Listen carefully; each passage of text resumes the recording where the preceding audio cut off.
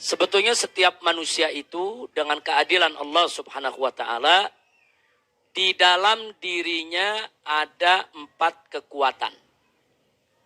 Yang 2 kekuatan menguntungkan, yang 2 kekuatan merugikan.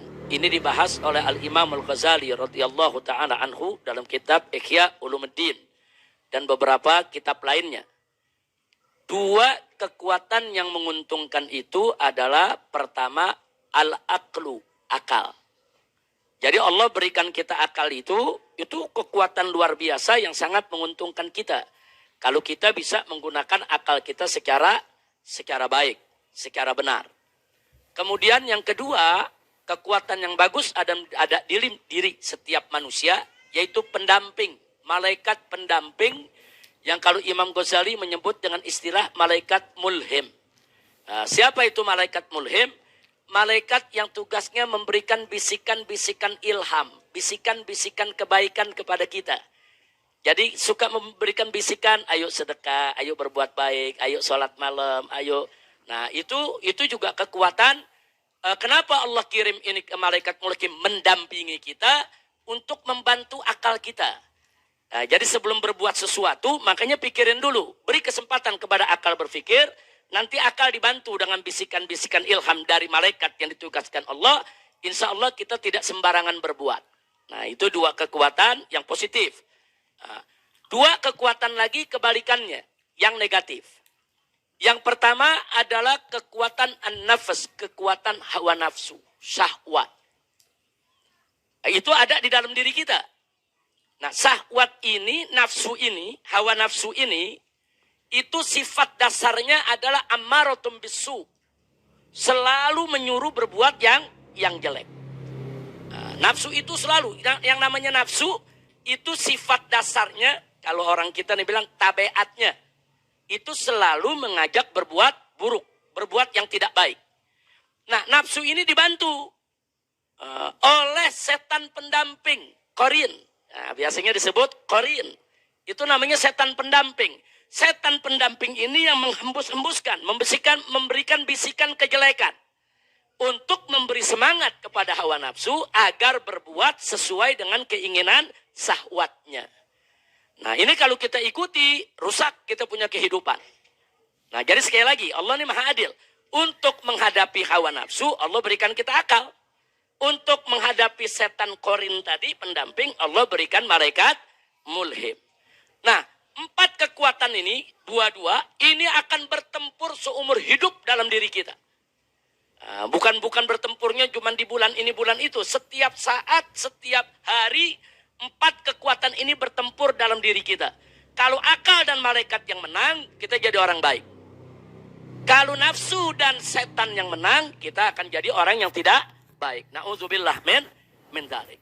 Nah, sekarang pertanyaannya bagaimana caranya supaya akal dan malaikat menang? Sebab ini kekuatannya sama-sama kuat. Nafsu itu kalau udah bertempur, dia nggak pernah mundur. Kalau udah maunya. Dia alot. Begitu juga setan. Setan nggak pernah. Kalau ngegoda manusia udah nggak ada tidurnya. 24 jam kita digoda terus. Jadi yang kita lawan ini bukan sembarang kekuatan. Jadi kekuatan yang begitu dahsyat. Jadi kalau cuma ngandelin akal sama kekuatan malaikat saja, dia khawatirkan kita nggak bisa menang. Ini pertarungan. Nah, bagaimana supaya akal kita bisa memenangkan pertempuran? Nah, maka untuk memenangkan pertempuran diantaranya, 1, kita bekali kita punya akal dengan amal soleh. Dengan amal soleh. Kalau kita melakukan amal soleh, kita sholat, kita puasa, kita zakat, kita melakukan amal soleh. Itu merupakan amunisi, gizi. Nah, supaya akal kita semakin kuat.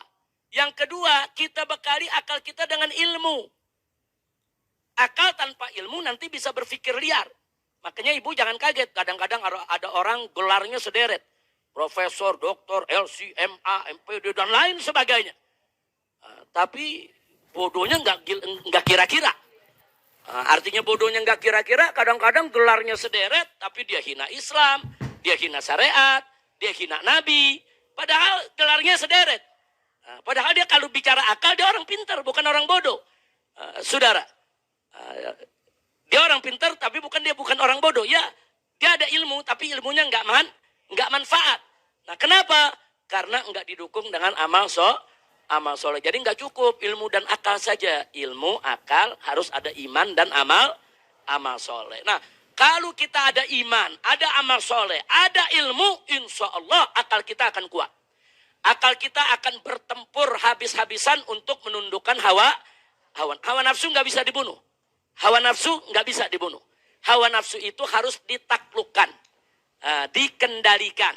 Nah, kalau hawa nafsu itu sudah takluk, itu disebut an-nafsul mutmainnah. Nafsu yang tenang. Nah, kalau nafsu belum ditundukkan namanya ammaratum bisu.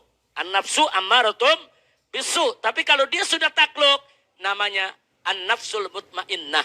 Nah, kalau dia sudah tenang dan pada akhirnya dia betul-betul tunduk hanya ingin ibadah, sampai nafsunya hanya ingin ibadah saja. Jadi bukan sekedar takluk, tapi sudah ngikuti, yaitu ilmu, iman, dan akal. Maka nafsu tadi menjadi nafsu radiyatam mardiyah. Jadi nafsu itu macam-macam. Ada ammaratun bisu, ada nafsu yang mutmainnah, ada nafsu yang radiyah, ada nafsu yang mardiyah.